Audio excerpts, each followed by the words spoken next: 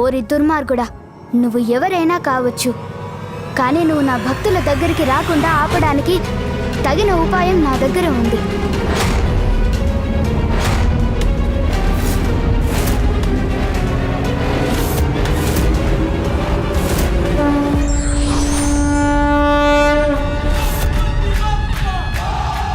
నేనిక్కడ నా భక్తుల పూజలో ఉన్నంతసేపు నా ప్రతిరూపమైన వీర గణేశుడు ఆ దుష్ట దుర్మార్గుడికి తగిన గుణపాఠం చెప్తాడు.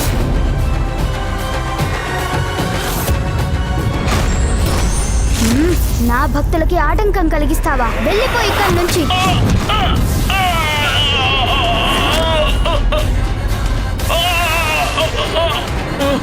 ఈ గణేశుడి దెబ్బకి ఎక్కడికి ఎగిరిపోతున్నా నేను? నా భక్తుల వైపు కన్నెత్తి చూసే సాహసం చెయ్యవద్దు దుష్టుడా.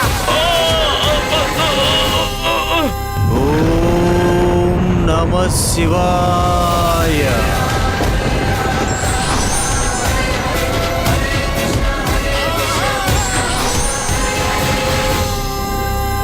ప్రభు, తమరికి పంచామృత స్నానం చేయించడానికి అనుమతి ఇప్పించండి. ఒక బాలుడి దెబ్బకి దూది పిల్లల ఎగిరిపోవడం ఏమిటి?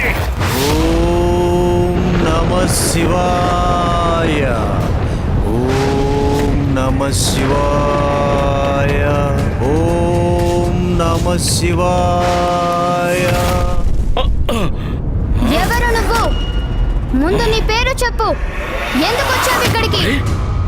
ఇతను ఇక్కడికి కూడా వచ్చాడు. నీకు నా పేరు తెలుసుకునేంత శక్తి కూడా లేదు, కానీ నాకు నీ చరిత్ర మొత్తం తెలుసు. నువ్వు ఎవరో చెప్పమంటావా? ప్రథమ పూజ్యుడు గణేశుడివి. నాకు నీ గురించి తెలియకపోవచ్చు, కానీ నువ్వొక పిరికివాడివని అందరికీ తెలుసు.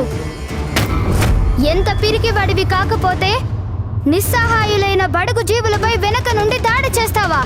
పిరికితనాన్నే పరాక్రమంగా భావిస్తున్నావంటే నువ్వు అసురుడివే అయ్యుంటావు. నీ ఉద్దేశం ఏమిటి? నేను ఈ గర్భ దరిద్ర దంపతుల కోసం వచ్చాననుకున్నావా? ఎంత మాత్రం కాదు. వాళ్ళని పావులుగా ఉపయోగించుకొని నిన్నిక్కడికి రప్పించాలని ఎత్తులు వేశాను. మహాదేవపుత్ర గణేశ. నిజానికి గణేశ, మీ భక్తులకు కష్టాలు కలిగిస్తేనే కదా మీ దేవుళ్ళు ప్రత్యక్షమయ్యేది.